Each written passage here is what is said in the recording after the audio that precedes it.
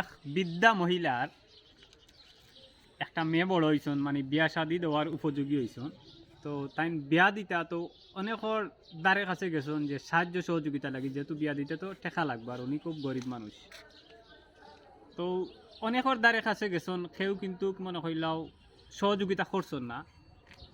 তখন হঠাৎ করে মনে হইল যে আমার এলাকার যে মসজিদের ইমাম সাহেবের কাছে যাইতা। তো ইমাম সাহেবের কাছে গেছেন, ইমাম সাহেবের কাছে গিয়া ওই জিনিসগুলো তুলিয়ে ধরছেন। তো ইমাম সাহেব তো আর মনে হইল এত টাকা পয়সা দিয়ে সহযোগিতা করতে পারতেন না।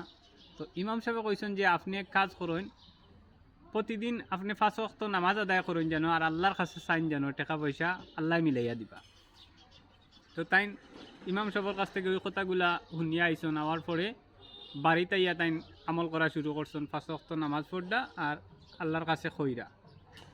তো দুই একদিন খোয়ার মানে দুই এক ওয়াক্ত খোয়ার পরে গিয়ে আল্লাহর কাছে চাওয়ার পরে মনে মাঝে আইলো যে উনি একটু সরল সোজা মানুষ আছিলা। তো মনে মাঝে যে আইলো আল্লাহ আমার কথা হুন্ডা কিনা না। তো তাইন কিতা করছেন, বাজার থেকে বা একটা দোকান থেকে তাইন একটা বেলুন আনছেন। বেলুন আনার পরে নামাজ আদায় করার পরে ওখানে একটা সিটি লেখা লেখিয়া বেলুন ফুলাইয়া বেলুন আকাশে দিয়ে উড়াইয়া দিতা, যাতে আল্লাহর কাছে পৌঁছায়। এখন ওই বেলুনটা গিয়া কিন্তু পড়ে একটা থানার সামনে, থানার এরিয়াধীন অবস্থাত ও জায়গাত গিয়া পড়ে।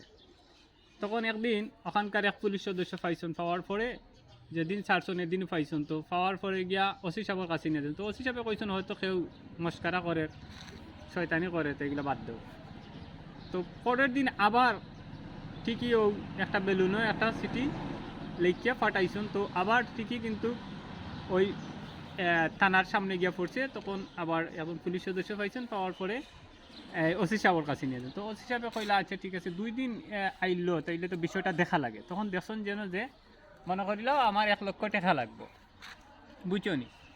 এখন তো যে ওসি সাহেব মনে করলা যে উনি তো হয়তো বিপদেও পড়ছেন, এখন মানুষ তৈলেও উনার কাছে তো যাইতে হইব, উনারে দেখতে হইব, উনারে সহযোগিতা করতে হইব। তখন এখন ওসি সাহেব মনে করল নিজে কইছেন যে আমি কিছু দিমু আর সে কত দিবা। তখন সবে মিলে মনে করল কিছু মোটামুটি একটা টাকা দেওয়া হয়েছে।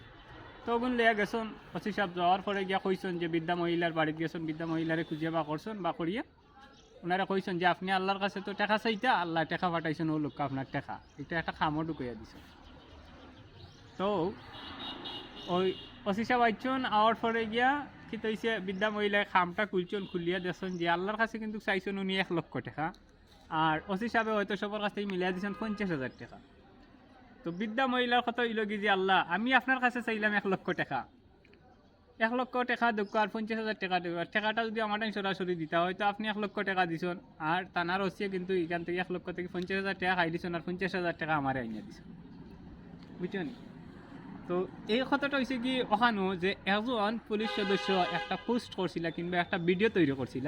তো এখানে বুঝাইতে চাইছিল যে থানা পুলিশ সদস্য কিংবা প্রশাসনের যারা আছেন তারা এই ধরনের লোক না, তবে সাধারণ জনগণ এই ধরনের ভাবি আনে। কারণ হয়েছে কি যে কিছু প্রশাসন তো এই ধরনের কার্যকলাপের লগে জড়িত আছে, এর লাগি সাধারণ মানুষ এইগুলা দরিয়া নেয়, কারণ এগুলা ধারাবাহিক চলে। যদি প্রশাসন যদি নিরপেক্ষতা যদি থাকতো, সাধারণ জনগণের খাতারে থাকতো, সাধারণ জনগণের কথা শুনতো, তাহলে এই ধরনের মন্তব্য কিংবা চিন্তাধারা সাধারণ জনগণের মাথায় আসতো না। ধন্যবাদ।